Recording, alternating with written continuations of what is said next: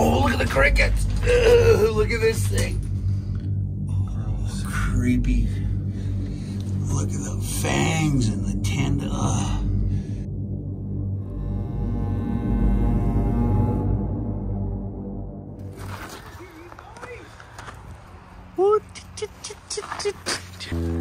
Do something good for the camera, please. You're the star of the show. I see you got the fresh white tee on. Well, we got something extra special going on today, Connor. I told you we're going to do something different today. And I can tell you that we're going to need flashlights because we're going to actually go down to Howe Sound today. We're going to scout around for some logs and we're going to take everybody into these amazing copper gold mines. We're going to talk a little bit of the history of Gambier Island, and one of the largest copper deposits in North America is at the north end of Gambier Island, Douglas Bay. We'll talk about that and just drive around and prospect for logs and prospect for gold. So it's going to be fun. Let's go. I'm excited.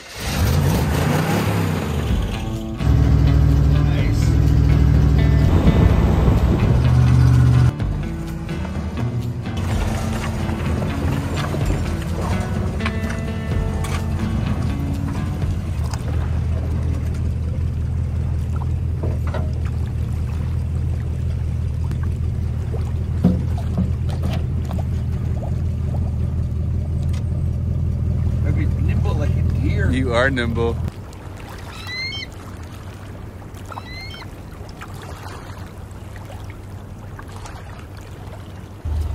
Okay, Connor, let's do this, man. Boats launched. That went okay. I think what we're gonna do is head up towards Squamish, go by the pulp mill here, and I'll show you one of the machines I run over there. I'll show you some of the giant chip piles over there too, because a lot of our hemlock wood will probably come down here as pulp. And then as we get closer to McNabb, we'll find one of those first copper gold mines. We'll go and take a look at that, give you a little bit of history about the area. Howe Sound is one of the bread baskets of the world for lumber. Has been, always will be.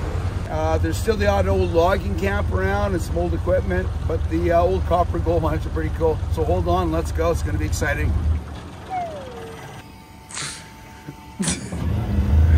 So hold on, it's going to be exciting.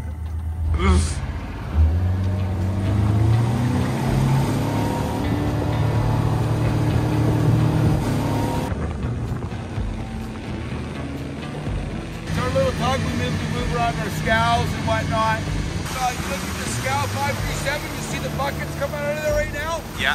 That's a job I do. It's called the hog crane. Burn wood, make electricity out of it, steam. Every hour of the day that thing digs. I'm not sure who's operating the crane. Normally I'd be doing that. I took today off.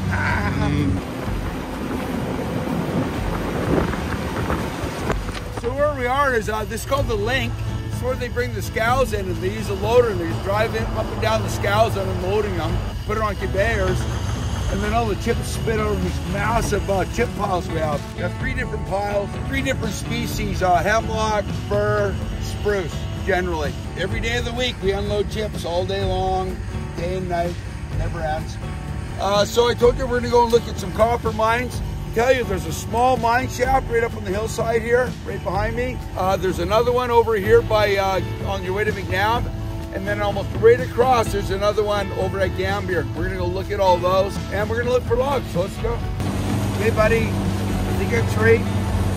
Yeah, it's right there, right in there. That's where we're going. That's an old copper mine. Well, copper, gold, silver, precious metals, mainly copper. There's tunnels like this all over the coast, man, hundreds of them.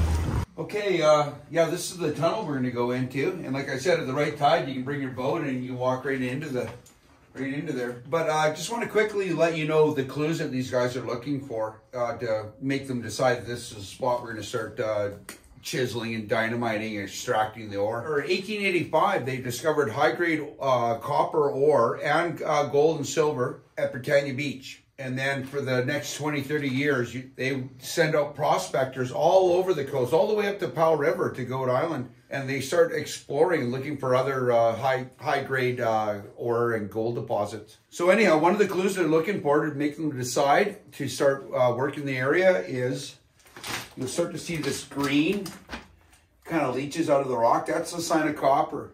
And then if you actually look at the roof up here, sort of purple, and it's a different geology in the rock, and that's where they decided to start chiseling and putting in their dynamite and blowing holes, and then they'll follow that vein as far as it goes, and hopefully they want to believe, they hope that it goes forever, but often they don't go far. And I can tell you there's hundreds of these little shafts all over the coast. You never know them, you probably walk by them all the time, but we're going to show you 2 of them today, and we might even show you an old slate mine and a logging count. So we're going in there. I've been in there before. I know it's full of these freaky crickets, so if you're a little squeamish of crickets, you might not want to watch this scene, but anyhow, let's crawl up there and go in, buddy. I got my flashlight. Let's go find some crickets. You got your flashlight? Yeah. Nice. Okay, man, let's venture in there and take a look. Go find some of them crickets. What's this up in here? Oh, look at that weird looking color. See, they follow those little veins. It's like purpley, gooey looking stuff. Ugh, weird stuff. What is the purple stuff? I'm not sure. It's some sort of mineral that leaches out, probably around copper and gold and silver.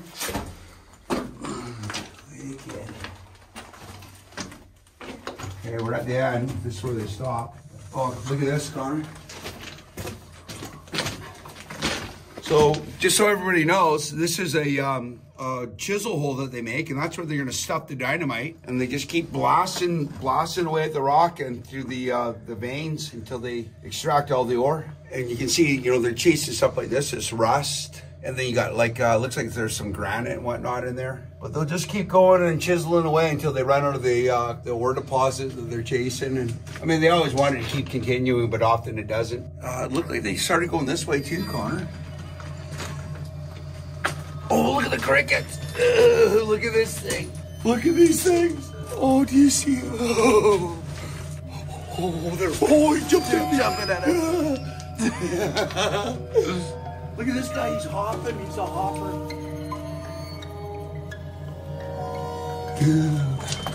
Told you for squeamish and crickets, don't come in here. Yeah, let's get out of here. Yeah. Ooh.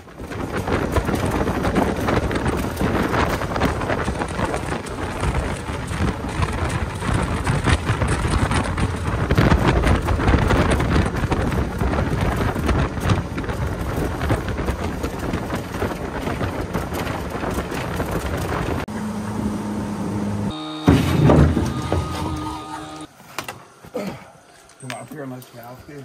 Okay. Okay, Connor, I found it. It's got to kind of climb up the side of this little hillside here. And I believe it's just up over the ridge here. Yeah, it's right here. Definitely. This one's even freakier. So yeah, that's the tunnel.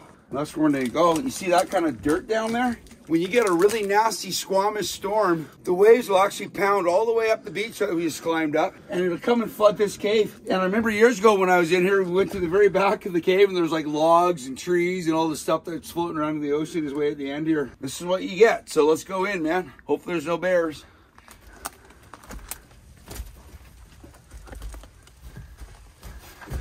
Or crickets. So there's a corner up here. It starts turning around, man. Well, it comes in end here. This is like a log that was shot up from a storm. Got right to the end of the tunnel here. But this is where they stopped. Still a little bit of a vein they could have followed right there. But I guess they figured out that there wasn't enough here to make it... oh, look at that. Oh, look at those things, dude. Oh, creepy.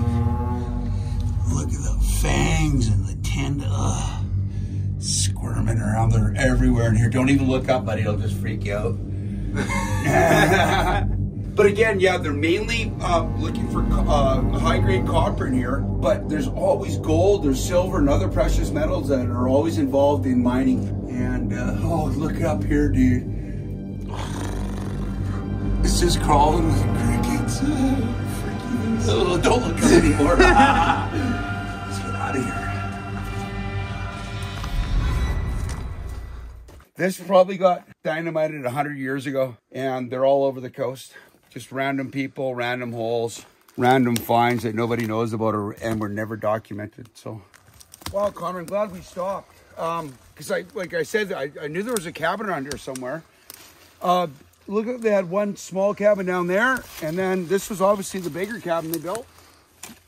That's kind of the floor, not a lot of it left, but I always like to look under the floorboards because you never know what might have fallen through the cracks or what they're stashing. We didn't bring our metal detectors. Oh, I got a flashlight though. Here, we'll just pop in there with a flashlight. Look for something shiny. Yeah, I'm not seeing it. The floor looks like it's in pretty good shape. But that's where I'd be looking around for stuff that might have fallen through the crack, coins, gold. Places they stash stuff. Miners would stash stuff outside around their cabin because once in a while they'd kill themselves, like dynamite blowing up when they're making their shafts. They'd kill themselves, and you know, then you'd find their stuff stashed somewhere around the their old cabin usually. So anyhow, that was their cabin. They mined just across there. Let's get out of here. Well, I hope you enjoyed our adventure today. We didn't really find any logs, but we went into a couple old gold mine, copper mines. Make sure you tune in next week because we're going to continue with the struggle of getting logs, and we're going to get them boomed up and figure out all the logistics involved in getting our logs from Wilson Creek down to terminal in Howell Sound to sell them. So keep tuned in. It should be an exciting struggle.